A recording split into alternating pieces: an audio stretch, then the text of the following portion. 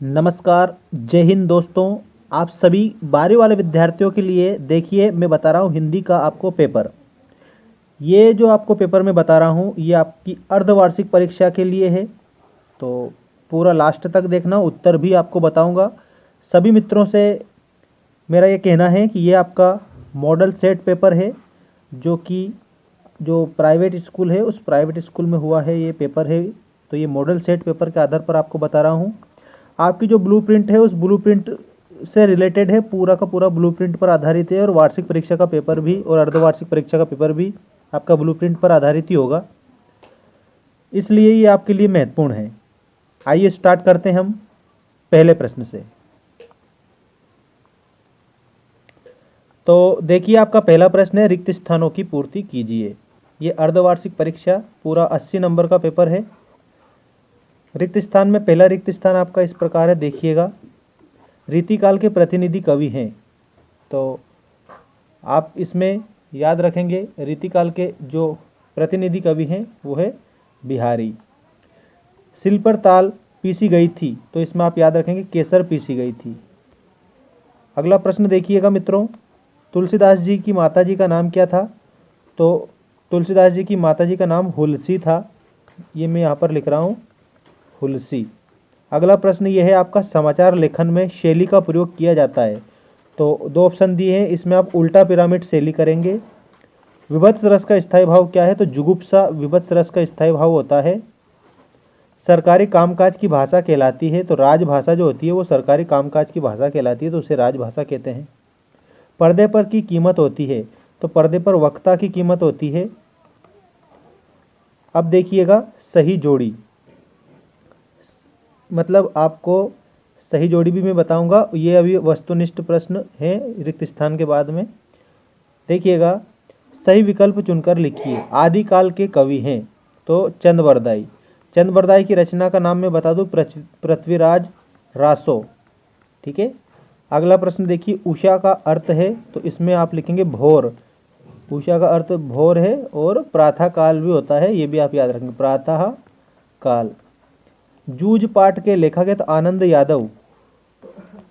इसके बाद रेडियो नाटक में नहीं होते हैं, क्या नहीं होते हैं? तो दृश्य नहीं होते हैं रेडियो नाटक में। अब इसके बाद में अगला प्रश्न देखिएगा, जहाँ पर शब्द के द्वारा काव्य की शोभा बढ़ती है वहाँ पर अलंकार होता है, तो वहाँ पर शब्द अलंकार होता है। जहाँ पर अर्थ के माध्यम से काव्य की शोभा बढ़ती है वहाँ पर अर्थ अलंकार होता है, तो इसका उत्तर आएगा आपका शब्द अलंकार। अत्यंत, ये अत्यंत जो लिखा है इसमें उपसर्ग बताना है, अति उपसर्ग। ठीक है, अति प्लस अंत, इस प्रकार से अत्यंत।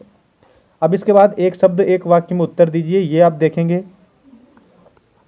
आम शब्द का तत्सम रूप होगा आम्र। यदि गद्य कवियों की कसौटी है तो निबंध गद्य की कसौटी किसने कहा था? तो आचार्य रामचंद्र शुक्ल ने कहा था, तो आप रामचंद्र शुक्ल अच्छे से याद रखेंगे, रामचंद्र शुक्ल। इसके बाद में सिंधु घाटी सभ्यता में कौन से फल उगाए जाते थे? अंगूर और खीरा, याद रखेंगे, अंगूर और खीरा ये फल उगाए जाते थे सिंधु घाटी सभ्यता में। ये आपकी जो वितान है उससे लिया गया है। हिंदी का सर्वश्रेष्ठ शोक गीत किसे माना जाता है? सरोज स्मृति, याद रखेंगे। इसके बाद में महाप्राण के नाम से प्रख्यात कवि है, तो सूर्यकांत त्रिपाठी निराला। सूर्यकांत त्रिपाठी निराला।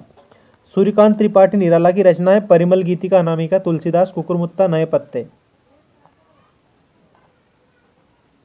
अब अगला प्रश्न देखिएगा, खड़ी बोली गद्य का प्रारंभ किस युग से माना जाता है? तो द्विवेदी युग से। क्षण भर में नष्ट होने वाले के लिए उपयुक्त शब्द होगा क्षणभंगुर। इसके बाद में आप देखिएगा सत्य असत्य छांटकर लिखिए। पर्यायवाची शब्दों को समानार्थी शब्द भी कहा जाता है, तो ये आपका सत्य है। जिसका कोई शत्रु ना हो उसे अजात शत्रु कहते हैं, ये भी आपका सत्य है। वर्ण के उच्चारण में जो समय लगता है उसे यति कहते हैं, ये असत्य है, क्योंकि वर्ण के उच्चारण में जो समय लगता है उसको तो मात्रा कहते हैं। छायावादी कवियों ने प्रकृति का मानवीकरण किया है, तो ये बिल्कुल सत्य है। और उसके बाद में मेला आंचल आंचलिक उपन्यास है, ये भी आपका सत्य है। तो इस प्रकार से आपको पूरा कंप्लीट करना है। ऑब्जेक्टिव बता दिए हैं। हमारा टेलीग्राम चैनल है मेंस एजुकेशन। जिस प्रकार आपको हमारा जो चैनल देखने को मिलता है यूट्यूब पर, इसी प्रकार से टेलीग्राम चैनल भी है, वहाँ पर आप जुड़िए और बाकी प्रश्न आपको वहाँ पर मिलेंगे।